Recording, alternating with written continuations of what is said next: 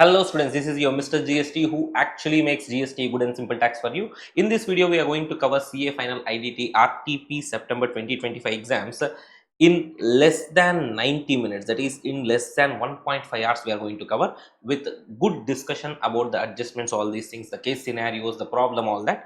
And not only that, already there are some resources available in my YouTube channel. That is the very important topics for exam. The marathon has been uploaded in two parts, part 1 and 2, covering all the very important chapters in this particular marathon, and amendments video is already uploaded.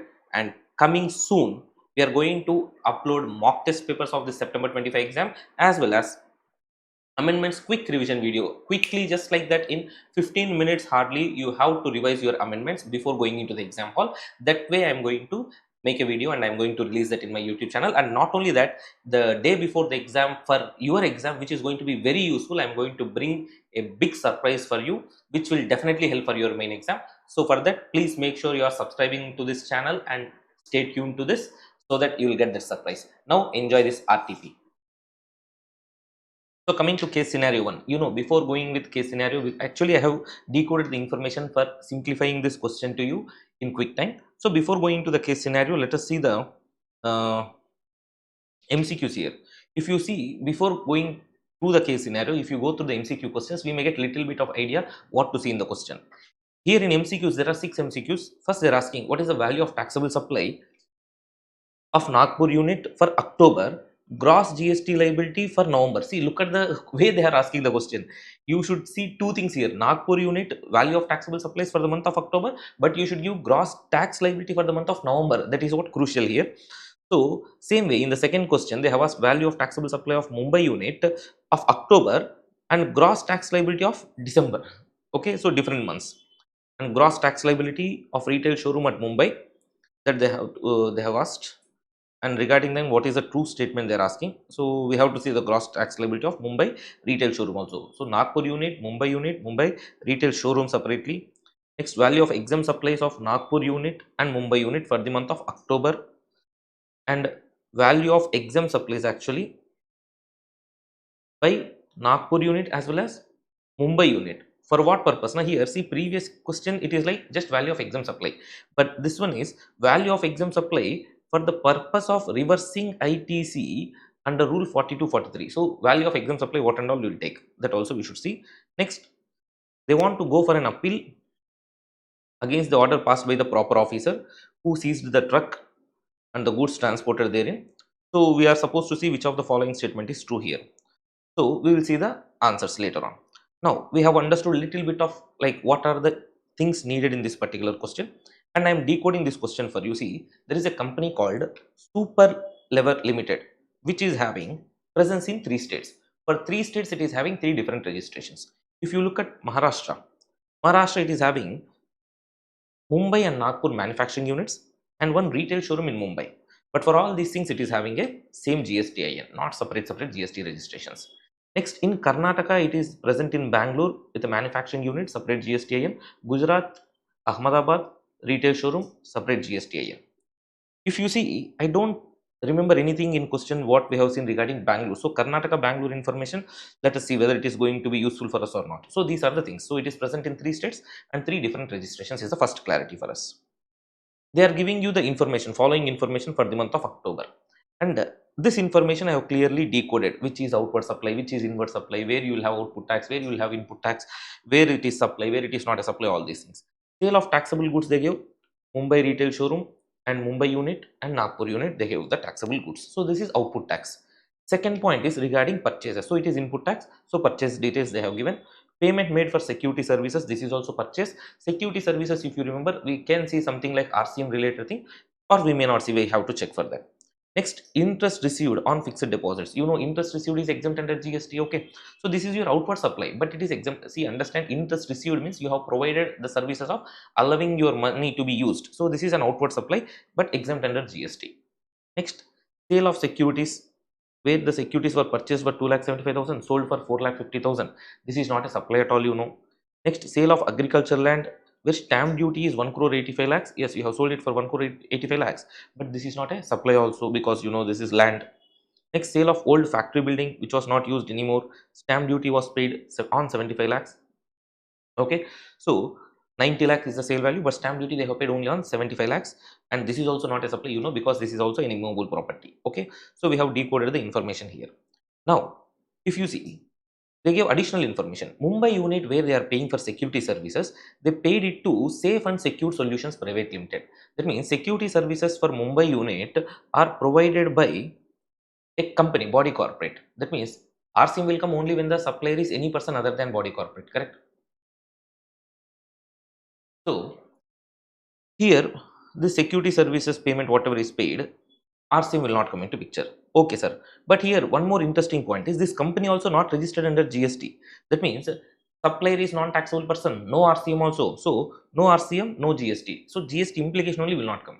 But for Nagpur unit, if you see, the payment for security services is made to Vigilant Solutions, a partnership firm registered under GST.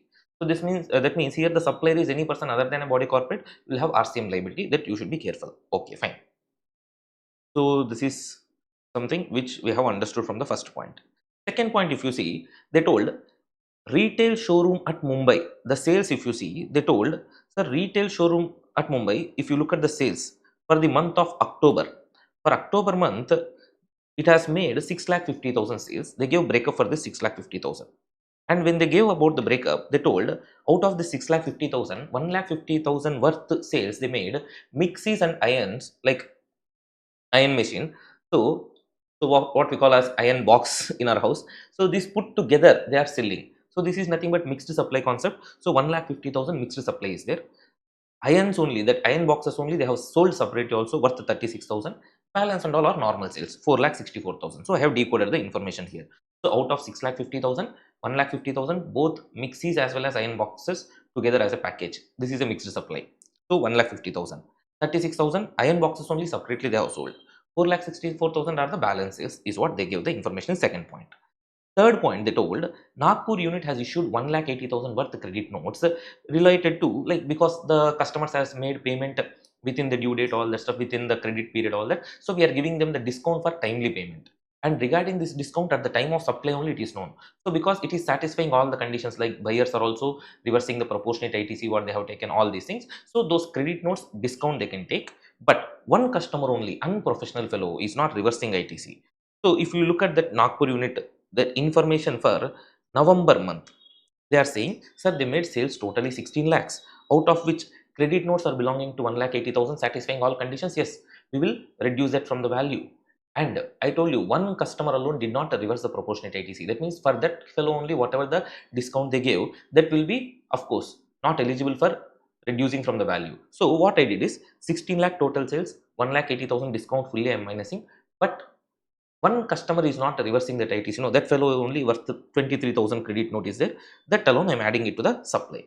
So November month I can say the sales are 14,43,000. If you remember, sir, we are in the questions we have seen something gross tax liability, all these things. Okay. So for November month we have understood 14,43,000 is the sales made by this Nagpur unit. Okay. Next, fourth point, if you see, fourth point also similar way. What they did now? See, fourth point, what they are saying, sir, for delay in payment of consideration, customers have paid to Mumbai unit December month 3,15,000, and if GST is applicable, they have charged it separately. Sir, interest for delay in payment of consideration obviously subjected to GST, it will be added to the value of supply as per section 15 subsection 2, and time of supply says section 12 subsection 6 says automatically when you have received that, that will be the time of supply. So in December month they have received the 3,15,000 interest plus GST they have received. So 3,15,000 will be added to the value of supply. And in that month of December, they have also made some extra sales of 12 lakhs. That means if you ask me, Mumbai unit December month total sales is 12 lakh plus interest 3,15,000, 15,15,000 will be the value of taxable supplies provided, and on that only we should charge gross GST liability. Hope you are clear with this. Next, fifth point, if you look at the information, what they are saying now, sir, Mumbai to Nagpur unit we are sending stock worth 7,30,000. Mumbai to Nagpur unit, both are belonging to same GST registration, both are in Maharashtra. They are not called distinct persons. So whatever is happening between them is not a supply. Number one. Number two, sir, Bangalore to Ahmedabad, 6,80,000 worth goods they are sending, sir. Okay. In that case, in the invoice what they raised, now they have charged only 5 lakhs. And as we have seen, sir, when the recipient, sale is between distinct persons, sir, when the recipient is eligible to take ITC, automatically whatever is there in the invoice, that itself will take as open market value. So here for Bengaluru to Ahmedabad, value of supply, even though the goods actual value is 6,30,000, sorry, we will take it as 5 lakh only because recipient is eligible for ITC. Whatever is recorded in the invoice will be taken as open market value. So value of supply will be 5 lakhs here. Okay. Next, on October 23rd, a truck carrying finished goods caught by proper officer saying that e-way bill is not raised properly. So he is charging penalty and is passing an order. Here the interesting thing is order is passed on October 23rd, but it is communicated on October 24th.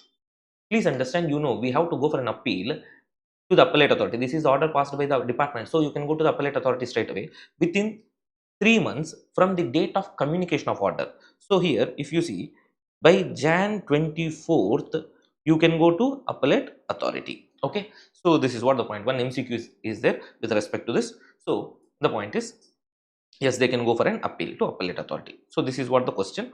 And from this case scenario, applicable GST rate on electronic irons, that is what iron boxes, as I told, is 18%. Other goods is 12%.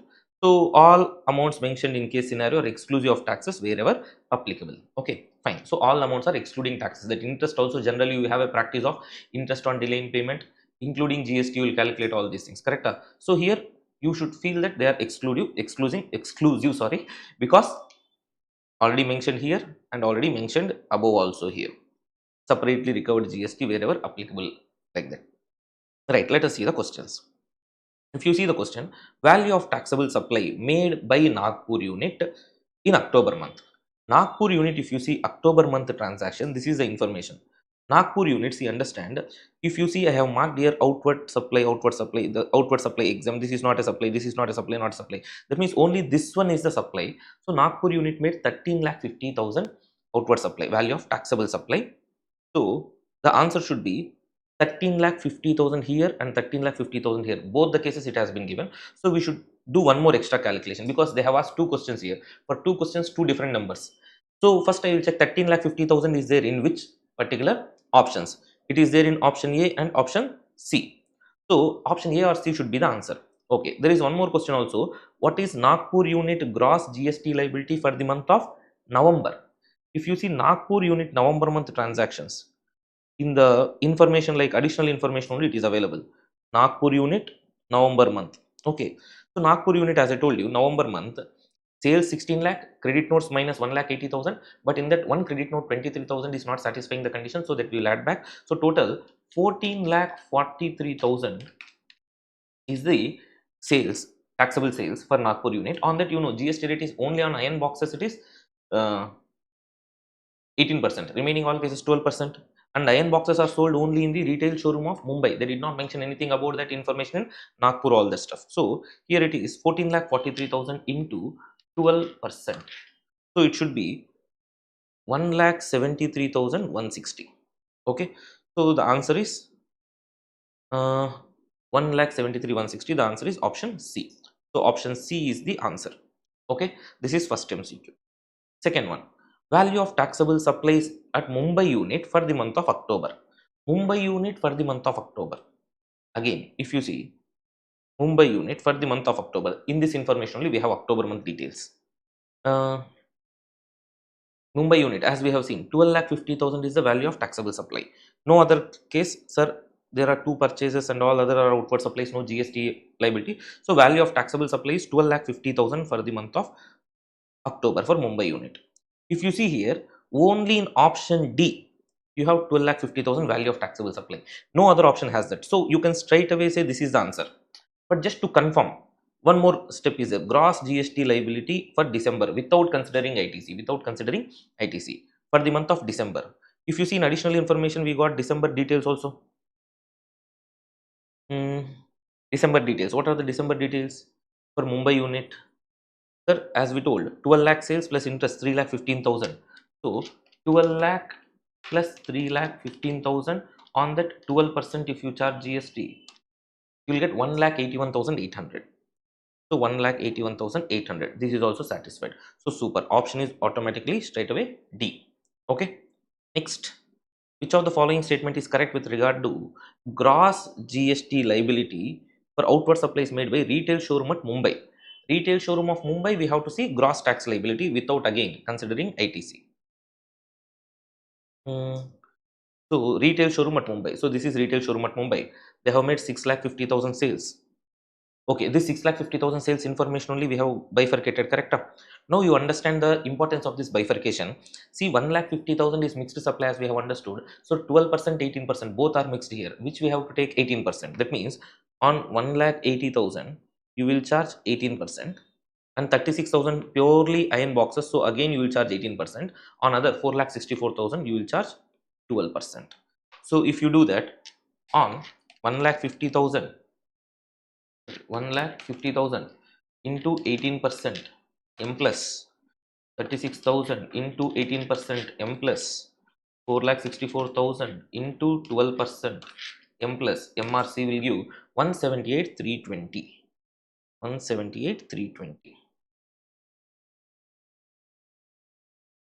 Sorry, I did some calculation mistake. So let me do it again. 1,50,000 into 18%.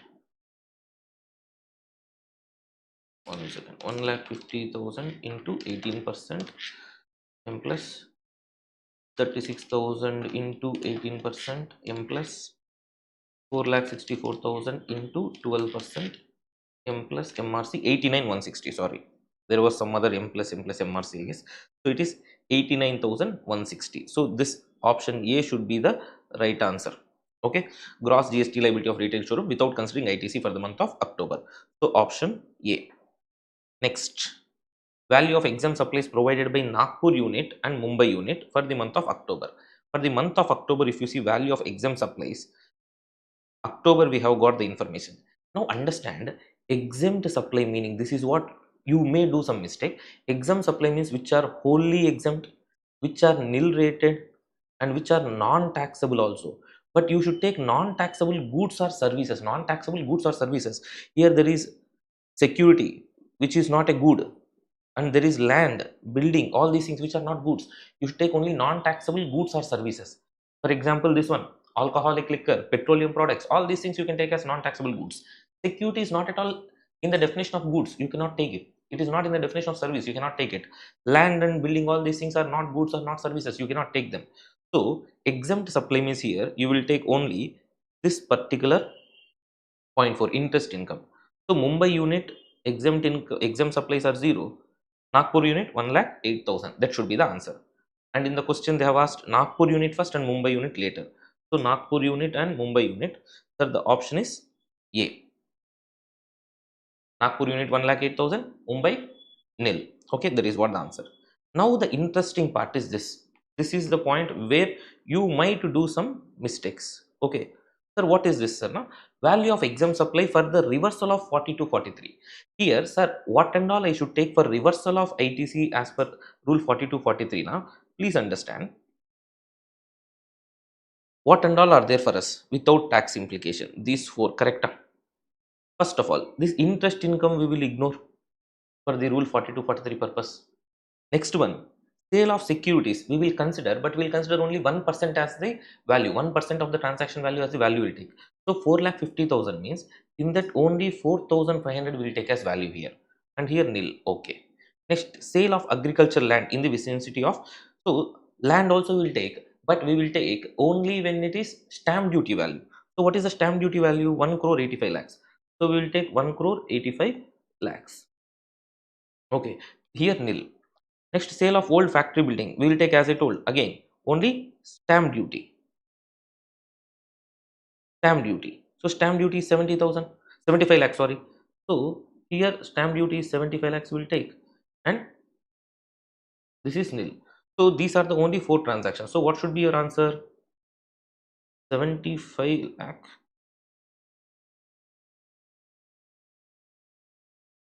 75 lakh. 4,500 and 1 crore 85 lakhs should be the answer. Okay, the reversal amount. So if you see that here, 75 lakh 4,500. So this is the answer. So option B. And next one, the Mumbai unit wishes to file an appeal against the order passed by proper officer, as we have discussed already. Sir, it should be done within 3 months from the date of communication of that appeal to the appellate authority. If you see the orders, they said no appeal, directly appeal to High Court, not required. Appeal with appellate authority, revisional authority. Revisional authority, you know, only to revise the order. So obviously option C is the answer. So this is the answer. So this is what case scenario number 1, what we have decoded. Hope you have got clarity on this. So now the case scenario number 2. So before going to that, as we all know, first let us see the questions here. So then we'll go with the case study. So they're asking what is the value of company supply in union, sorry, they are not asking that. So they are saying value of supplies in union territory of Puducherry is 32 lakh 34,000. This is group A products. State of Goa 18 lakh 38,000. Both group A and group B products in the current financial year. GST registration, regarding GST registration, they are asking a question here. Okay, whether it is required or not required, all that. Next, eligible ITC attributable to taxable supply available at marketing cum administrative office located in Maharashtra. So we have to see eligible ITC attributable for marketing cum administrative office located in Maharashtra state. Okay, for the month of January. Okay. Next, eligible ITC attributable. Again, there is question regarding eligible ITC attributable for the capital assets procured. Previous one, marketing cum administrative office located in Maharashtra. Now this is for capital asset procured in state of Tamil Nadu. Next, lubricant value 10,000 has been stock transferred from state of Tamil Nadu to refinery located in the same state in the month of January. The GST payable on such transaction. So seems like a DP transaction, distinct persons. But if they are located in the same state with same registration, so distinct persons will not come into picture, not a transaction which is subjected to supply or GST. So I hope prima facie option A should be the answer. Let us see. Next, what action is required from Bella Petroleum Limited in respect of spares destroyed in fire in February? Obviously, when any goods destroyed, obviously you cannot take ITC. If you have already taken ITC, that is to be reversed. Block degraded 17 subsection 5. So if you see, option should be either C or D should be the option. So Bella Petroleum Limited should not avail ITC or should reverse ITC. That means we should see whether they have already availed ITC or not. If they have already availed ITC, reversal is correct. If they have not yet availed ITC, they cannot avail ITC now. This is what the concept. So 12th is a separate one. So let us go through case scenario 2. I have already analyzed the case scenario and wanted to explain it to you in a quick time. So this is a story regarding Bella Petroleum Limited, which is engaged in the business of refining and marketing of petroleum products, and it has one refinery each in the state of Tamil Nadu, West Bengal and Maharashtra. So it is there in 3 states. Refineries are there in 3 states. And numerous administrative and marketing offices spread across the country. Okay. The company has a separate marketing cum administrative office for every major state like Maharashtra, Tamil Nadu, all these things, West Bengal. But common administrative cum marketing offices for group of small states like northeastern states, all that. Now, the company is also blending the lubricants in the plants Maharashtra and Tamil Nadu. Okay. All the place of business of the company in a state, in any one single state, are registered under one registration. That means we have seen like last question one, last but one MCQ, distinct persons concept. So it is not a supply. So we can say straight away this question: lubricant stock transfer 10,000 rupees, stock transferred from the blending plant located in Tamil Nadu to the refinery located in the same state. So such transaction is like GST payable is nil as the transaction is not a supply. Option is A. So that way, without even completing the case scenario, we can understand the answer. Next, imported crude is used as an input in the refinery and following major products are extracted after refining process. Understand, using the imported crude, what they are doing now, they are producing taxable goods as well as non-taxable goods. Group A is nothing but taxable goods. This is taxable. And group B is non-taxable. So petrol, diesel, aviation turbine fuel, non-taxable. And they're also manufacturing the taxable things: base oil, furnace fuel, bitumen used for road transaction, LPG, domestic and industrial use. Base oil is an input for blending lubricants. Okay, fine. Now base oils are further sent to blending plants where they are blended with additives to produce lubricants. Okay, the company provides the following particulars for the state of Tamil Nadu, Maharashtra, West Bengal. And if you understand, base oils are sent to blending plants. And blending plants, where they are located? So the blending plants are located in the state of Maharashtra and Tamil Nadu.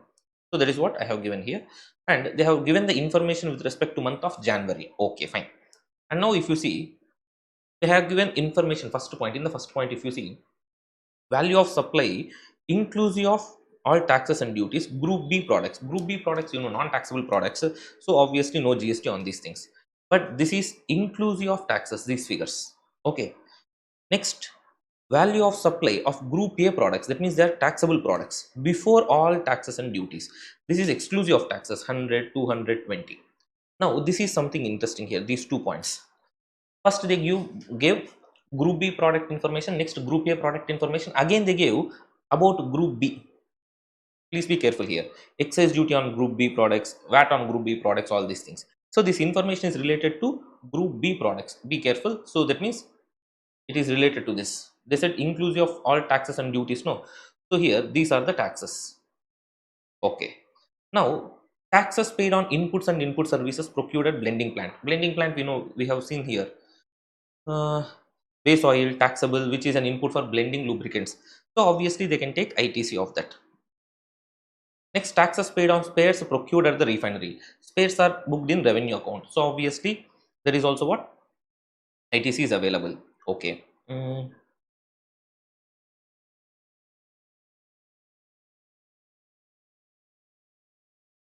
Yes.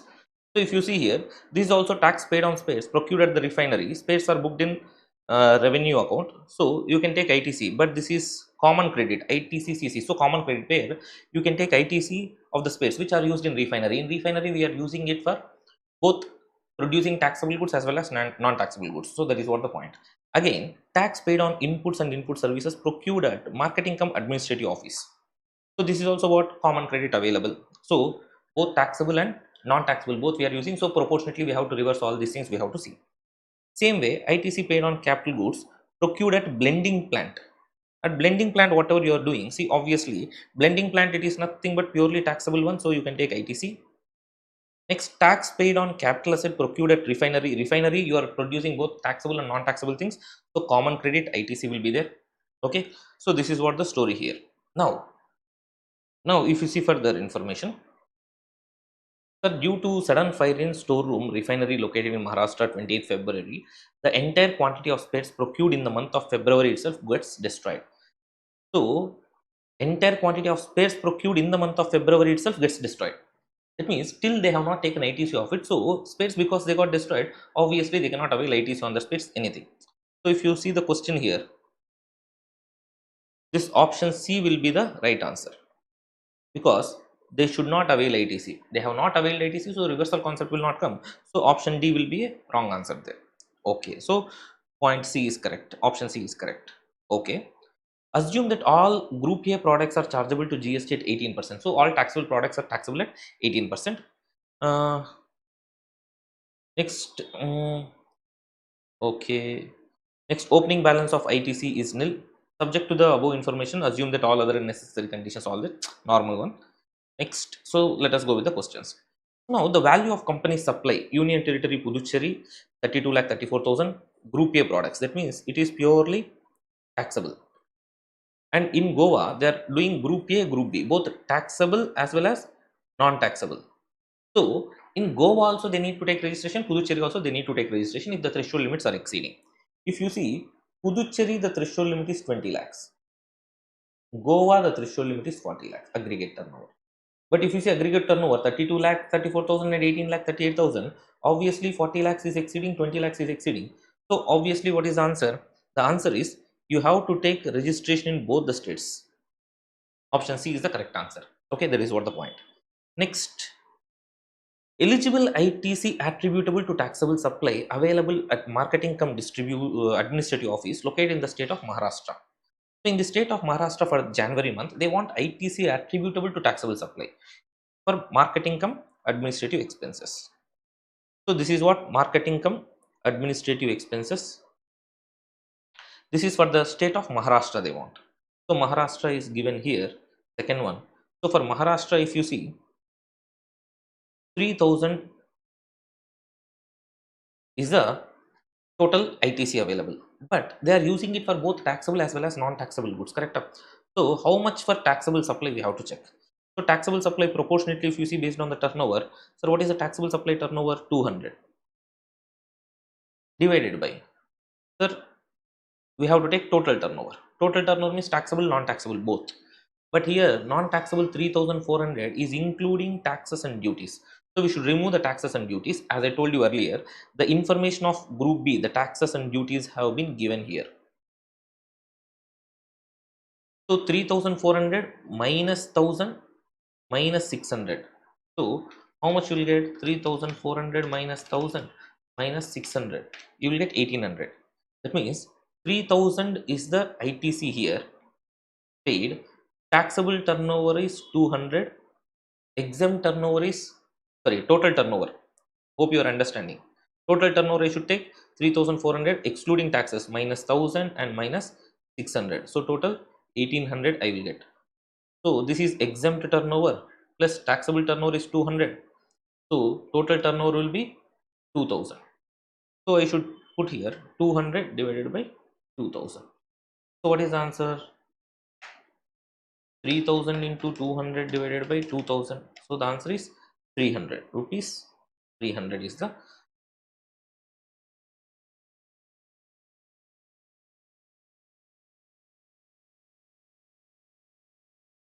1 second.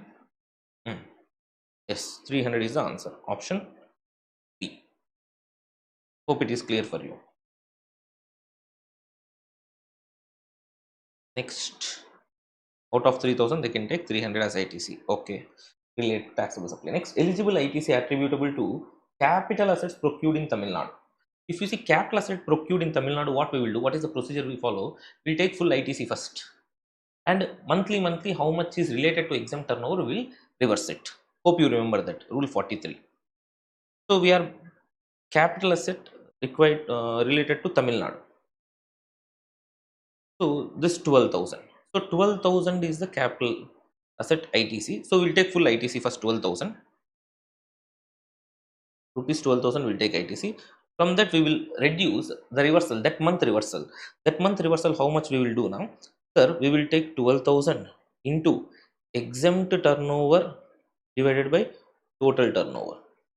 How much is exempt turnover? So 12,000 into exempt turnover means we should again see 1650 minus excise duty 500 minus VAT 250. So total 750. So that means 900 is the exempt turnover. If you see 900 is the exempt turnover divided by total turnover. Total turnover means exempt turnover plus taxable turnover. Exempt turnover we got 900. Taxable turnover is 100. So that means 1000. So 12,000 into 900 divided by 1000. 10,008. Sorry. 12,000.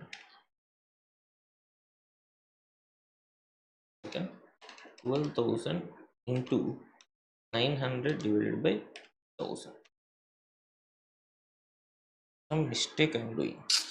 Side effects of recording the late lectures. So 12,000, yes, 12,000 we should divide it into 60 months, correct?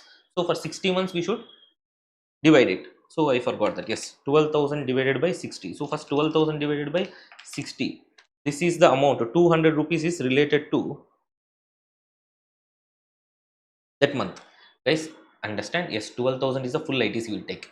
Monthly reversal when we are calculating, obviously 12,000 is for 60 months. For 60 months, 12,000 means per month 200 rupees. You know that. Okay, rule 43 I am applying here. So 200 is the point. In that 200, sir, how much is related to exempt turnover, we will reverse. So for that, if you do the calculation 200 into 900 divided by 1000, you will get 900 divided by 1000, you will get 180 rupees. That means 180 rupees you have to reverse. How much you are availing? 12,000 you are availing.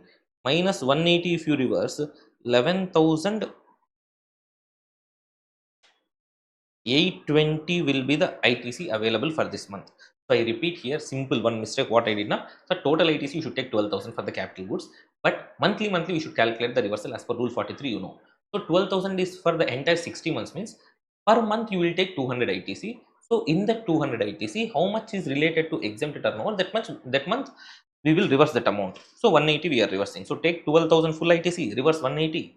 So if you calculate that, it should be 11,820, option D. So these are the answers. So we have finished till 11th one. And 12th, a separate MCQ is there, independent MCQ. This is regarding ABC Private Limited exporting a consignment to Messrs. George located in France in Jan 2024 and paid applicable excise export duty. Due to some quality issues, George rejected the goods and they were returned to ABC Private Limited in the month of October 2024 without any resale involved. The proper officer also passed the clearance order for the returned goods on 15th October 2024. Now, what ABC Private Limited is doing now is applying for a refund of the export duty. When we have exported, we have paid export duty, sir. But now this is re-imported because there is some defect in the goods. So there is effectively no sale. I have sold, but he has been returned. So sale return. But whatever the export duty I have paid, please give me refund. Like that, this ABC Private Limited is applying for refund on 10th May 2025. Is ABC Private Limited eligible for refund of export duty under section 26?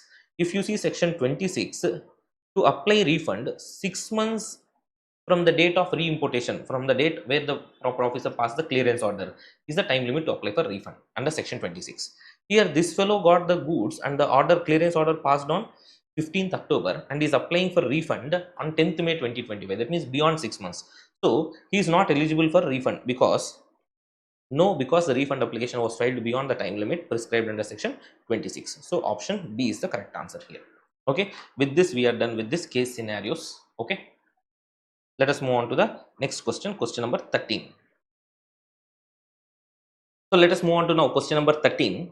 See, this is again just like our typical first question in the main exam. Sir, we have to calculate net GST payable in cash, minimum GST payable in cash, all that stuff.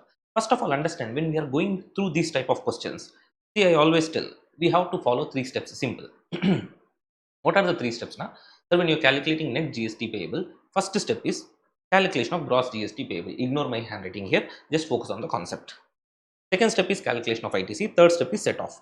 Nowadays on set off, the institute is not focusing that much actually, because they are not testing your utilization of ITC rules, all that stuff knowledge. But still, anytime they can test, you know. Mostly they are stressing on these 2 points: calculation of gross GST liability and calculation of ITC. So when you are calculating this step 1 and step 2, understand they are giving sales information, they are giving purchase information. You should properly decode that information. If you are properly decoding that information, your answer is done. That means, how do I properly decode that information, sir? When you see the information given in the question, some sales information, purchase information, all that. First of all, in this problem, they told what are sales, what are purchases. Clearly, they have mentioned, no problem. But in every problem, they will not do that. So what you should do, sales means, sir, properly you are considering it as sale. Purchase, purchase. There can be a situation where you get confused. Sometimes sales you will treat as purchase, purchase you will treat as sale. So you should not get that confusion. And first, proper decoding when you are doing. Yes, sir. First, I will identify whether it is sale or purchase. Okay. Later on, identify whether it is intrastate or interstate. That means use place of supply provisions properly. Next, see whether it is taxable or exempt. And if it is taxable, see whether it is RCM or FCM. Like that, if you decode the information properly, if you see, for example, here, I have read first 1 point, sale. Okay, I have understood, is this intrastate, interstate, taxable, exempt, RCM, FCM. Properly I have understood and I have written next to that. You also in exam, please make sure you are scribbling all these things with pencil in the question paper. After doing the solution, then erase it off. Okay, nothing wrong.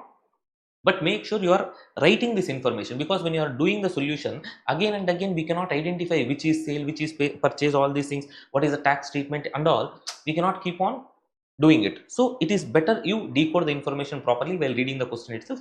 So answer solving will be easy for you. Okay. Now if you look at this. So in this question, this is a company, Nandita Private Limited, body corporate company registered in Rajasthan. They are also having branch in Uttarakhand and they also have a manufacturing unit in Jharkhand. Okay. Now the point is, sir, they have given information regarding Rajasthan for the month of January. So first one, outward supply. If you see, outward supply is nothing but, sir, they have entered into a forward contract of a commodity through MCX, and which is settled by netting of the difference between the forward rate and market rate. If you understand, sir, when this settlements are happening without physical delivery of the underlying asset, then it is not supply of goods, it is purely a derivative, nothing but which is a security. Security means it is not a good, it is not a service, that means it is not a supply at all. So here this is a security, transaction securities, not a supply, hence no tax implication. Okay, hope it is clear for you. Next one, what we are doing now, that they are renting the dumpers including driver, transportation of minerals within the mining area in Jharkhand for a period of 2 years to Dhanvarsha builders registered in Jharkhand. Supplier is from Rajasthan registered and they are renting the vehicles. Place of supply as per section 12 subsection 2 general rule. Sir, if the recipient is registered address Jharkhand. So it is an interstate transaction. IGST will come into picture. Next one. Sir, we are manufacturing silk yarn from raw silk and supplying it to Gajodhar traders registered in Mumbai, sir. Please understand, if you are a manufacturer of silk yarn and selling it, no matter who you are, whether you are a company, individual, partnership, from all these things doesn't matter. If you are a manufacturer of raw silk from silk yarn, then RCM will come into picture. So this fellow, this Nandita Private Limited is supplying and recipient is liable to pay GST. So in our hand, we don't have any tax implication here. So I have identified this is an interstate transaction, but RCM. So we don't have any tax implication in our hand. Okay. Amount received for accommodation services from 10 students preparing for UPSC, where they are staying for 6 months and rent is 20,000 per month. You know, there is a new exemption where hostel fees, PG fees, all these things, if they are less than or equal to 20,000 rupees and for a minimum stay of 90 days, if they are providing that, it is exempt under GST. Here it is for 6 months. So it is obviously exempt under GST, so no tax implication. Next, supplied branded electronic goods to a consignment agent, Suhasini Traders in Jodhpur, Rajasthan. This one is also from Rajasthan. Principal is also from Rajasthan, Nandita Private Limited. Suhasini Traders issued an invoice using its own name for further supply of goods to customers. Suhasini Traders supplied the goods of like kind and quality to any unrelated wholesalers for 5,60,000 and open market value is 5,40,000. Understand, as per valuations rules rule 29, sir, principal agent, if your supply is made to principal or agent, whatever it is, as a case may be, the vice versa, we will take open market value or 90% of the value of the like kind and quality. Here you can take open market value or 90% of the like kind and quality. This point is going to be important here because at the end of this question they gave one more point, one more line. What is it now? The company always chooses the most beneficial option for valuation of supplies made to agent and branches. That means, sir, here, which one they will take? They will take which is more beneficial. Sir, 90% of like kind and quality. 5,60,000 into 90%. What is that? 5,60,000 into 90%. 5 lakh 4,000 or 5 lakh 40. So 5 lakh 4,000 is more beneficial. So they will take 5 lakh 4,000 only on that because both are from Rajasthan. CGST and SGST will come into picture. Okay, that is what the point. Next, uh, so sales information we have decoded. Purchases, if you see, they have availed event management services from White Frame Events registered in Rajasthan for organizing the event. So organizing the event, if the recipient is registered, obviously that is Nandita Private Limited is registered. So automatically place of supply will be the registered address of Nandita Private Limited. So Rajasthan. So this is obviously an intrastate supply. So CGST plus SGST will come into picture and eligible for ITC also. Next, purchased high capacity industrial machine from TechFab Engineering Limited, registered supplier in Jharkhand. That means if you see the location of supplier, it is Jharkhand. And as per the terms of the contract, the machine is brought to manufacturing unit located in Jharkhand and assembled and commissioned there. So the machinery is also installed there. As per section 10 place of supply IGST Act, sir, where the goods are assembled, then it is that place of supply. So location of supplier is also Jharkhand, place of supply is also Jharkhand. This is one interesting and important point here, my dear friends. Please be careful here because recipient is registered in Rajasthan, but location of supply, place of supply falling in Jharkhand. So supplier will charge CGST plus Jharkhand state GST. So Rajasthan fellow cannot take technically ITC here, even though it is for business purpose. Technically ITC cannot be taken because supplier is from Jharkhand, he is charging CGST plus Jharkhand state GST, but I am from Rajasthan, I cannot take it as ITC. So ITC will not come into picture here. So please be careful. One important point. Next one, if you see, sir, we have purchased 3 electric scooters with engine capacity of 25 cc for its employees commuting within the office premises, all that, and the supplier is from Kerala. These goods are delivered at Jaipur. Understand? If you remember section 17 subsection 5, motor vehicles are block degraded, but motor vehicle definition excludes less than 4 wheels and engine capacity up to 25 cc. That means less than or equal to 25 cc.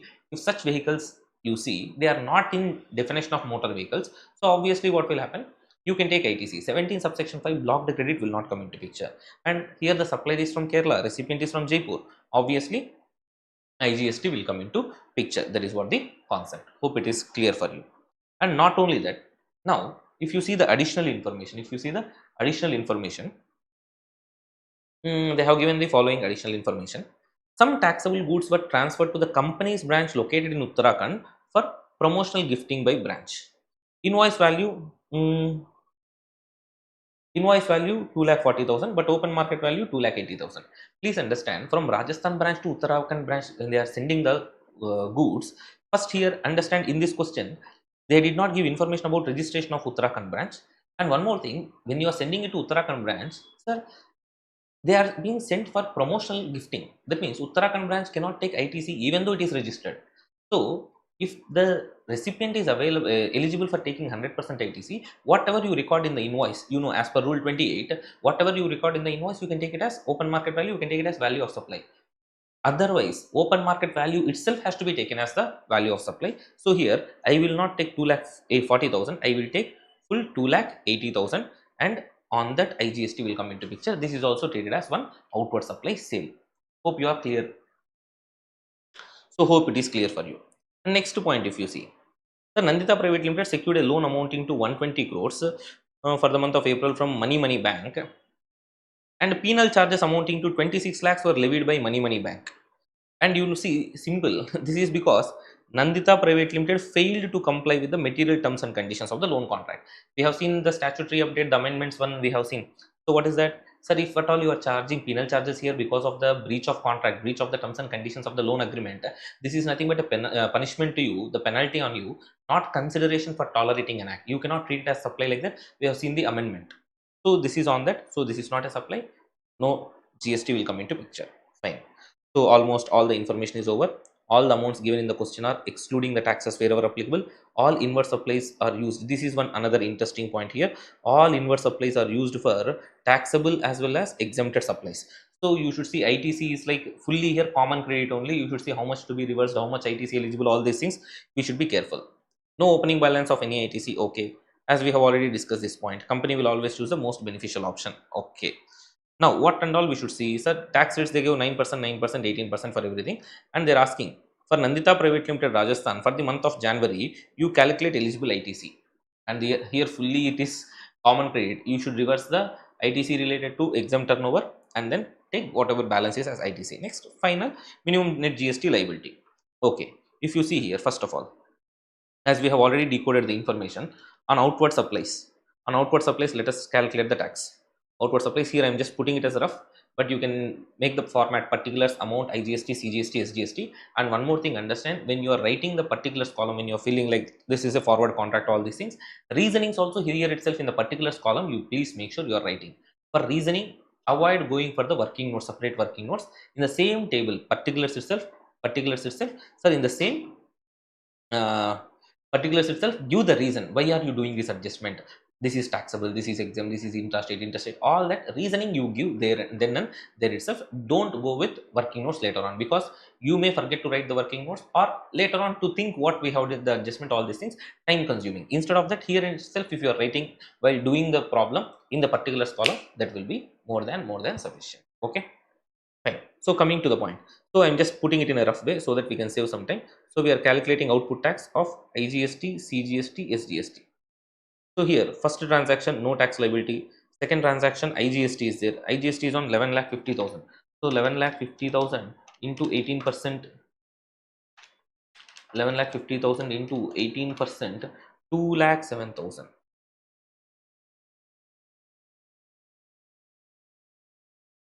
CGST, SGST nil. Okay. Next, no tax implication for this, and here 2 lakhs no tax, and here for this CGST plus SGST 5,04,000. 5,04,000 into 9%. 9%. So this is 45,360, 45,360. Next, there is one more sale for distinct person, correct? We have seen that outward supply. That also we have treated as sale only. So on 2,80,000, IGST will come into picture. So 2,80,000 IGST will come into picture. 2,80,000 into 18%, 50,400. 50,400. I repeat, please ignore my handwriting. 2,07,000. So this is 2,57,400. This is 45,360, 45,360. This is output tax. Next we should go with input tax. So if you see the input tax, we should decode the purchase information. We have already decoded the purchase information, as we have seen IGST, CGST, SGST. So here one purchase agents event management services 5,50,000. So 5,50,000 into 9%, 9%. So 49,500, 49,500. Next there is this purchase, no ITC here, but here on 1,80,000 IGST is available. 1,80,000 into 18%, 32,400 is available. So 32,400 that is available. So no other purchases, no other ITC information. Okay. So this is the total ITC actually. 32,400, 49,500, 49,500. But sir, in this, if you see eligible ITC, the question is about what is the eligible ITC, because you should go for the reversal calculation. How much ITC you should reverse? Reversal of ITC we have to do. That is very, very important in this particular solution, because all the purchases are used for both taxable as well as exempted supplies. So what we should do now? Sir, we should do the total ITC available into exempt turnover divided by total turnover. If you put, you will get the reversal amount, and you can just minus that, and balance is the eligible ITC for you. So for that we should calculate exempt turnover and total turnover. So one by one, if you see, we should decode that outward supply information only. Sir, if you see, first point is regarding transaction securities. So whatever the amount is there, that 1% value we will take as in exempt turnover. If you remember rule 42, 43. Okay, what and all should be taken as exempt turnover? So securities, we should take only 1% of that value. Okay, so here this will be like 1% means 18,000. Okay, so let us do in calculator together. 18,000 plus.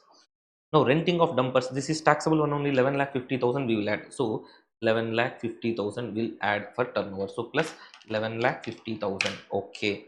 Next, manufacturer silk yarn. This is RCM supply. Exempt supply includes RCM supplies covered under RCM. So this will also be included in the exempt turnover, 80 lakhs. So in the calculator, let us do 80 lakhs addition. Okay.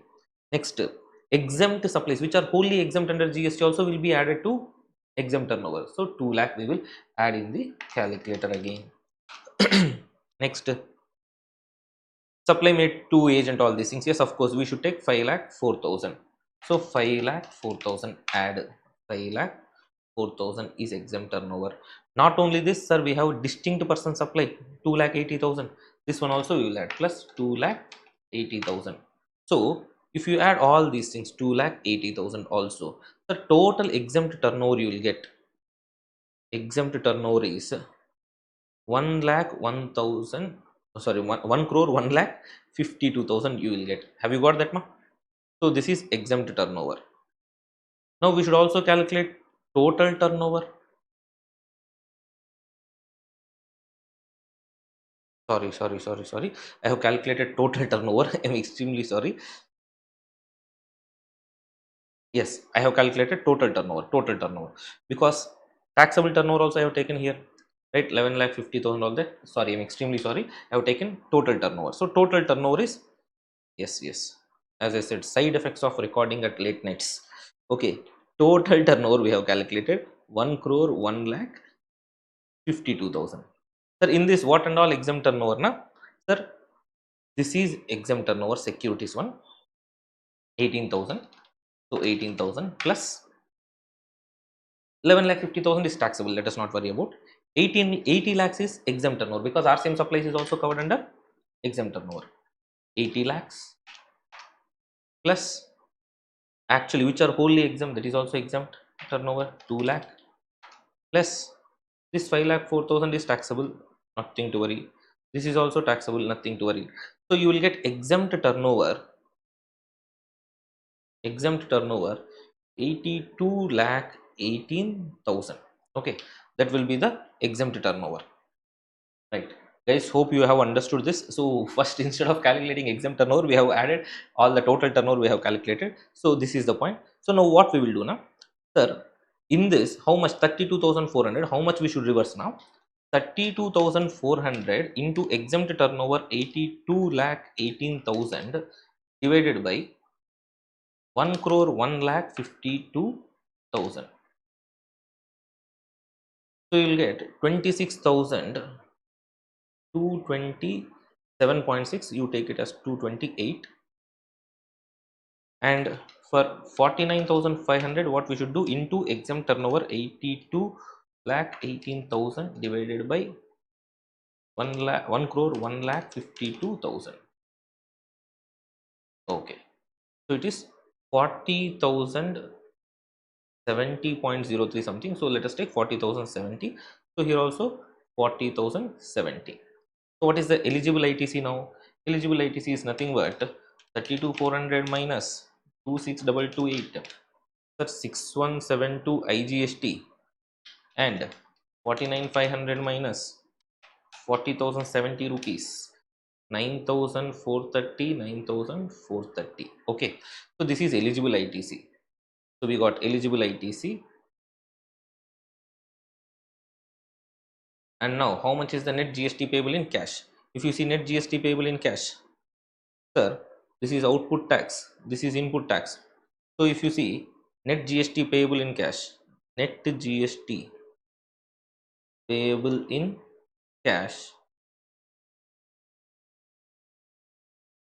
you take output tax, IGST, CGST, SGST. So output tax is 2,57,400, 2,57,400, 45,360, 45,360, 45,360. Okay, and now minus ITC.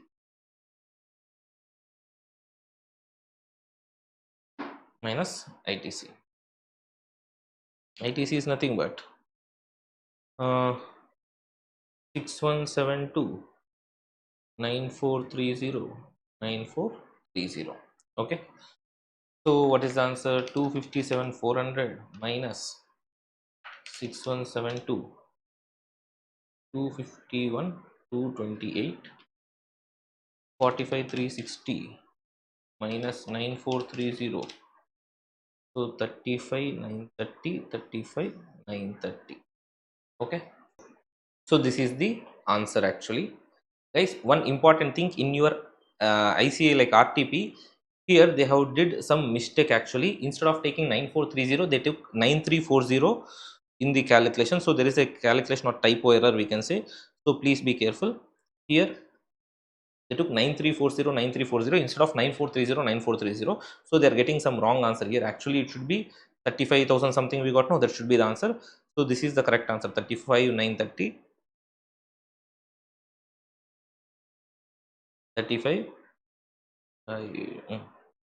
35 930, 35 930. This should be the answer. So please be careful. There is a printing mistake in ICA answer RTP. So please be careful. Where is this? So we got these numbers. The only thing is I follow the format of IGST, CGST, SGST. In books you will be saying CGST, SGST, IGST. That is the only difference. So here if you see next eligible ITC also, we got total ITC correctly, and we got how much we should reverse, and 9430 9430 6172. Here while doing calculation they took 9340 9340, a typo. So please be careful here. So this is the answer. Net GST payable in cash is this. So this is the correct answer. Okay,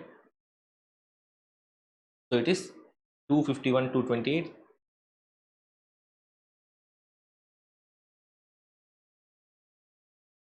35, what is that, 45 360 minus 4335 930 35 930 GST SGST. This is the right answer. Okay, please be careful. So with this we are done with this particular question. Okay, question number 13. So let's move on to the next question. Right. So let us see the next question, question number 14. See, this is regarding section 16 subsection 6, simple one. So what they are asking, Akshara Traders, which is registered under GST in Uttar Pradesh, their registration is cancelled with retrospective effect, with effect from 1st September of the current financial year. The cancellation order was passed on 15th September current financial year. At the time of cancellation, the supplier had not availed ITC on certain eligible invoices issued in Feb and March of the preceding financial year for the supply of inward supply of taxable goods on which ITC is otherwise available under GST law. Subsequently, on filing of application for revocation, the cancellation of registration was revoked by the proper officer on 15th December. Firm wants to file GSTR 3B for the return for the month of September on 21st December current financial year, and they want to avail ITC for the invoices of Feb March of the preceding financial year in this return. You are required to advise Akshara Traders whether it is entitled to claim ITC or not. Assuming the annual return is filed in 31st December of the current financial year. Simple, 16 subsection 6, what it says, sir, there is registration cancellation, sir, and later on it got revoked, sir. At the time of registration cancellation, the preceding financial year invoices, whatever you are saying, on that section 16 subsection 4 time limit is not yet over. If you see 16 subsection 4 time limit is 30th November or actual date of filing annual return, whichever is earlier, correct? So here registration is cancelled from 1st September. So preceding financial year to avail ITC, the time limit is not yet over. So the law says if your registration cancellation is revoked, then within 30 days if you file the pending returns, and in that pending return you can take the ITC of the preceding financial year also, if at all the time limit is not expired at the time of cancellation. All the conditions here satisfied. So this Feb March invoices whatever there on which you have not taken ITC for the preceding financial year, current financial year September return when you are filing on December 21st, registration cancellation is revoked when 15th December. So within 30 days, 21st December means yes, within 30 days you are filing the return. So you can happily avail ITC. That is what the concept of this section, question number 14. So let us move on to the next question, question number 15. Very, very important question, because section 74A, the new section is being tested in this particular question, is going to be really very important for your exam as well. See, in this what they are trying to tell now, sir, Arnav Enterprises, a registered supplier located in Madhya Pradesh and filed monthly GST returns for the financial year 24-25. And during the scrutiny of the returns, the department has identified, proper officer has noticed an inadvertent short payment of CGST SGST totaling 4,60,000 in the month of October 2024 on account of a bona fide error. So with a bona fide error, 4,60,000 not paid has been identified. And from 24-25 financial year, section 74A will come into picture, not 73 and 74. So before issuance of show cause notice by the proper officer, Arnav Enterprises paid tax 1,50,000 CGST SGST on the basis of its own ascertainment, along with applicable interest and penalties, if any, on 15th September, and informed the proper officer in writing of such payment. Super. Based on the facts above, answer the following. What we have to answer now? Sir, what is the last date by which show cause notice can be issued by the proper officer for the amount of tax short paid by Arnav Enterprises? See, whatever the tax short paid by them, when they can issue the show cause notice now, within 42 months from the last date of filing the annual return, due date of filing the annual return for the relevant financial year 24-25. So 24-25, the due date for filing the annual return is 31st December 2025. From that 42 months means 30th June 2029. So 26, 27, 28. It is like 3.5 years actually from that date. So 26, 27, 28, half year. 30th June 2029 is the deadline. Okay. Next, determine the amount of penalty payable, if any, payable on the payment of tax 1 lakh on the basis of its own ascertainment, along with the applicable interest on 15th So 15 September 2025, he paid 1 lakh tax no on his own ascertainment. Is there any in penalty payable on that? Because bona fide case, before issuing the show cause notice, if you pay any tax and applicable interest, no penalty will come into picture because you have paid it before issuing show cause notice. Okay, because it is a bona fide case. If it is not a bona fide case, you will get like 15% of the tax amount. Okay. Next, assuming that the proper officer decides to issue show cause notice under section 74A on 10th October 2025, determine the maximum amount of tax for which he can issue the show cause notice, ascertain the last date by which proper officer should issue order, assuming that show cause notice is issued by the proper officer on the said date. Okay. Now please understand, here he is issuing show cause notice on 10th October 2025. See, he can issue a show cause notice for what? Already 4,60,000 is the total amount. This fellow has deposited 1 lakh. So he can give the show cause notice for 1 lakh 4,60,000 minus 1 lakh for 3,60,000. And on this date, if the notice is given, order should be passed within 12 months from the date of giving the show cause notice. So the order should be passed by 10th October 2026.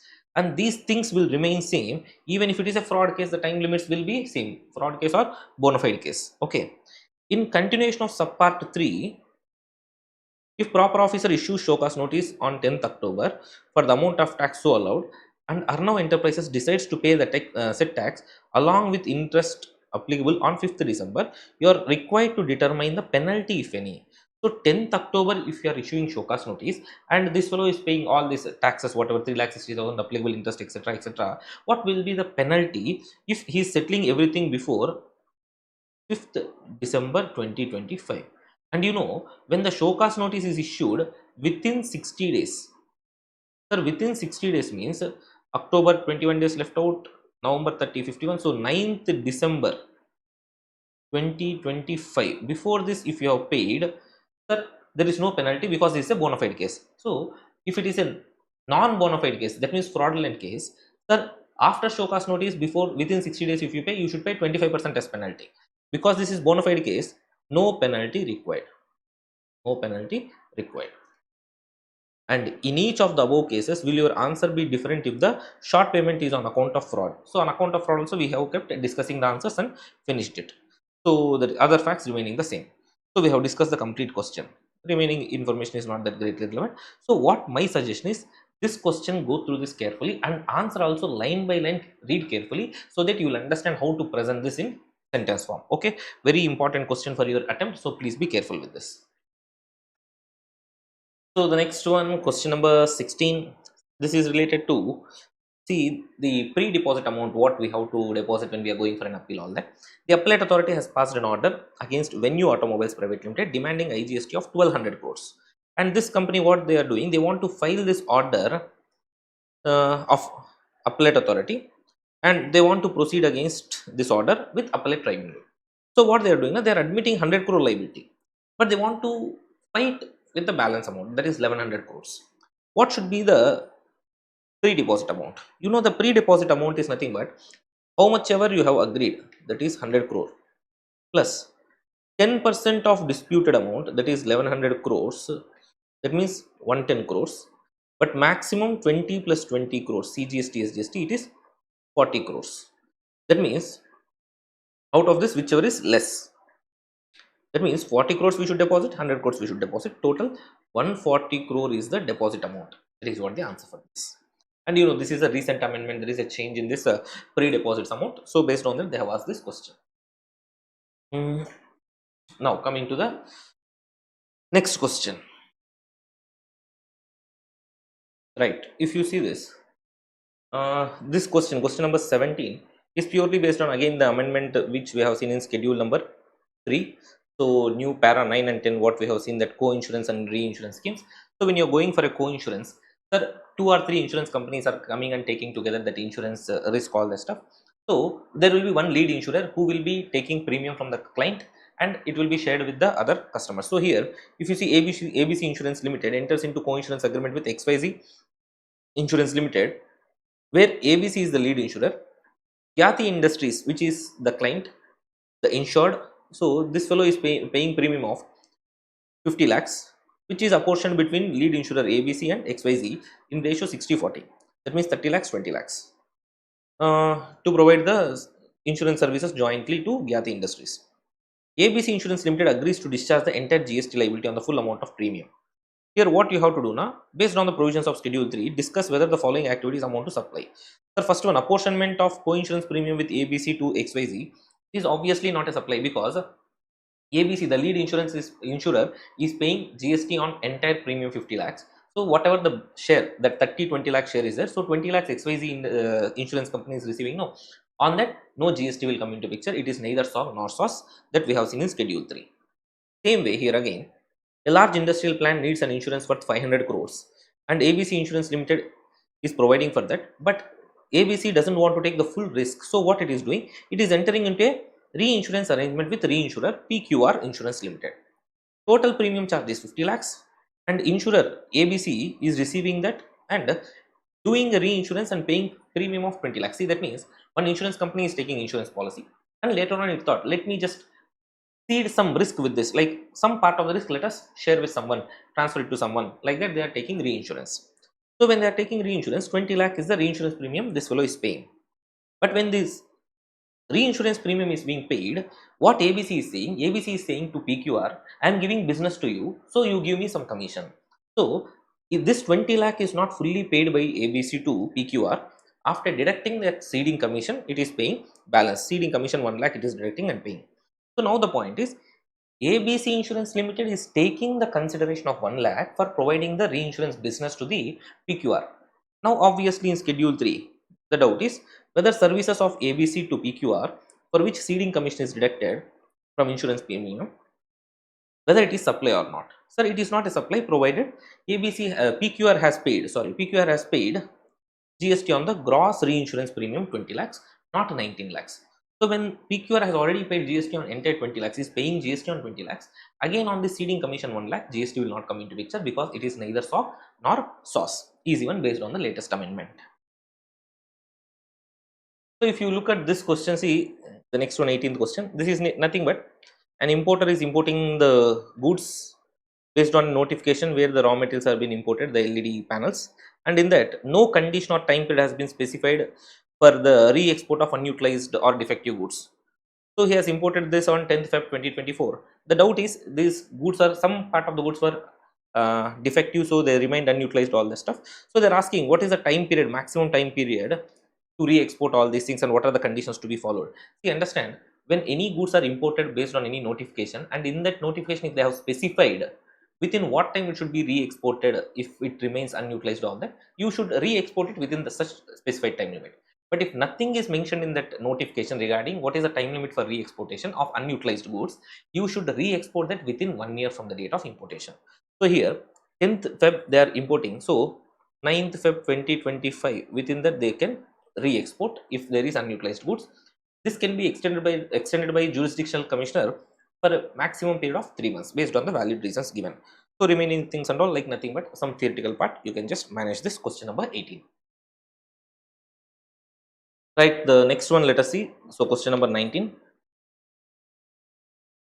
So if you see this question, Mr. Frederick imported second-hand goods from a supplier in United Kingdom by air under CIF contract. Okay. As part of the transaction, vendor inspection charges amounting to 600 pounds were incurred. This inspection is carried out by the foreign supplier on his own and were neither contractually agreed nor essential for making the goods ready for shipment. So if any expense is incurred which is not as a condition of sale, obviously we'll ignore that expenditure, that will not form part of the value. Next, additionally, a commission is payable to local agent in India, calculated 1% of FOB, free on board value in Indian currency. So, because this is not a buying commission, obviously we will add that to the value of supply, assuming that agent is appointed by the exporter himself. Bill of entry filed on 18th Feb, on which basic customs duty rate is 20%, 10%, exchange rate is 102 per UK pound. So, the exchange rate will take only which is there on the date of bill of entry. So this 102 rupees will take. Coming to customs duty rate, will take date of bill of entry or arrival of the aircraft, whichever is later. The aircraft carrying the goods arrived on 15th Feb. So 15th Feb or 18th Feb, which is later. So we'll take that 10% as rate. So basic customs duty rate, we take 10%. So we have understood exchange rate is 102 rupees, basic customs duty is 10%. Okay. Next, remaining things not required for us in this particular paragraph, 98 rupees, 106 per pound, all the stuff. So we got already the exchange rate and tax rates. Now, however, the transaction underwent multiple price revisions due to fluctuations in the international market rates between date of contract and actual importation. Eventually, both the parties settled on a negotiated price payable. So, if you see contract price, changed price, and negotiated price, this is what they have agreed.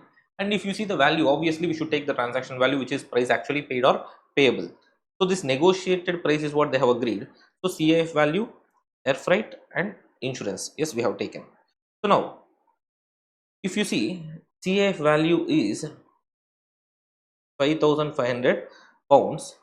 If you reduce this both air freight and insurance, that is 500 pounds and 600 pounds, you will get the FOB value. FOB value is so 4,400 pounds. Okay, so 4,400 pounds. If you take this in rupees into 102 rupees, we have to do so 4,400 into 102. So this is 4,48,800 is the FOB, right? And for this, if you see what and all to be added, so here this 600 pounds we have to ignore, as you know that. So this one we will ignore 600 pounds, but you know 1% that whatever the commission has to be paid, that will also form part of FOB value. So 1% commission. So in rupees only we are doing this, 4488 will come automatically. So on because 1% on FOB value. Okay. So plus 1% if you do, so it is 453,288 rupees. Am I correct? 44,880 plus 4488, 453,288. For this we will add now freight. Air freight, you know, it should not be more than 20% of FOB. It is only 500 pounds, which is not greater than 20% of FOB. So we can take 500 pounds into 102 rupees. So 500 into 102, so it is 51,000. Next, insurance you should take actual when it is available. So 600 pounds into 102 rupees. So it is 600 into 102, total 61,200. Okay. So this is insurance. Next, anything else? So I don't see anything else. So we are getting CF value in rupees 51,453,288, all put together 5,65,488 is the CF value. So this we can also call as assessable value. So the question is to compute assessable value. If they ask you to calculate customs duty also, on this you will charge 10% basic customs duty, as we have seen. On basic customs duty again plus 10% will charge social welfare surcharge. Okay, so it will be like 56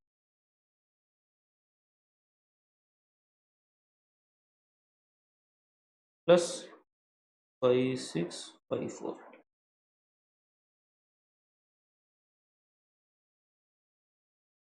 So it is 62,202 customs duty payable if they ask. But in the question they have asked only compute the assessable value. Okay, so that is what the question.